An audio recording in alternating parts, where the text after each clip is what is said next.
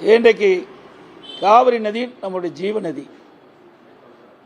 20 மாவட்ட மக்களுக்கு குடிநீர் ஆதாரமாக விளங்குவது காவிரி நதிநீர்.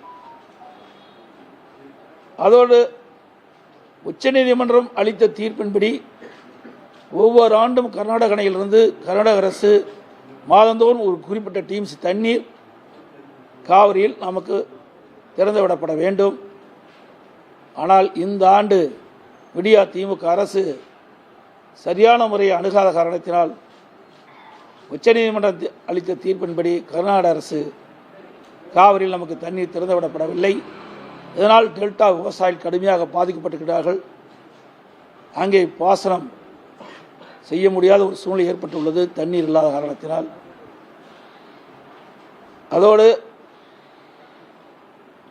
கர்நாடகத்தை ஆளுகின்ற காங்கிரஸ் அரசாங்கம் மேகதாதில் அணை கட்டி தீர்வோம் என்று தெரிவித்துக் கொண்டிருக்கின்றார்கள்.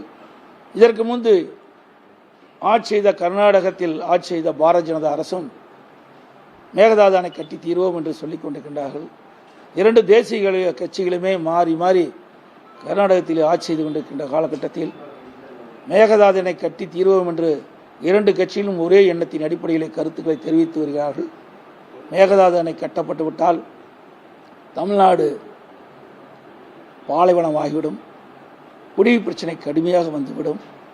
ஆனால் இன்றைய அரசாங்கம், திராவிட முன்னேற்ற கழக அரசாங்கம், இந்த மேகதாது அணை கட்டுவது குறித்து கர்நாடகத்தை ஆளுகின்ற காங்கிரஸ் அரசாங்கம் பல்வேறு ஊடகத்திலும் செய்தித்தாளும் வெளியிட்டும் கூட அதற்கு கண்டனம் கூட தெரிவிக்கவில்லை.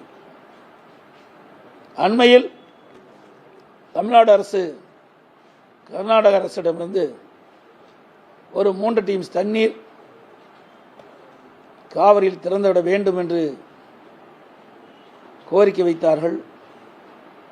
அந்த கோரிக்கையை கர்நாடக அரசு நிராகரித்தது மட்டுமில்லாமல் கர்நாடக அணையிலிருந்து ஒரு சொட்டு நீர் கூட காவிரியில் திறந்து விட மாட்டோம் என்று ஆணவ பேச்சில் இன்றைக்கு அங்கே இருக்கின்ற ஆட்சியாளர்கள் தெரிவித்தது கண்டிக்கத்தக்கது. அதை கூட தமிழ்நாட்டில் ஆளுகின்ற முதலமைச்சர் ஸ்டாலின் அவர்கள் எதிர்ப்பு குரல் கொடுக்கவில்லை. அதற்கு காரணம், இன்னைக்கு காங்கிரசும் திமுகவும் இந்திய கூட்டணியில் அங்கம் வைக்கின்றது. அந்த கூட்டணிக்கு ஏதாவது பிரச்சனை வந்துவிடும் என்ற அச்சத்தின் அடிப்படையில் தமிழ்நாட்டு மக்களுடைய வாழ்வாதாரம் பாதிப்பதை பற்றியெல்லாம் கவலைப்படாமல் கூட்டணியில் பிரச்சனை வந்துவிடும் என்ற எண்ணத்தின் அடிப்படையில் அதுக்கு எந்த கருத்தும் தெரிவிக்காதது கண்டனத்துக்குரியது.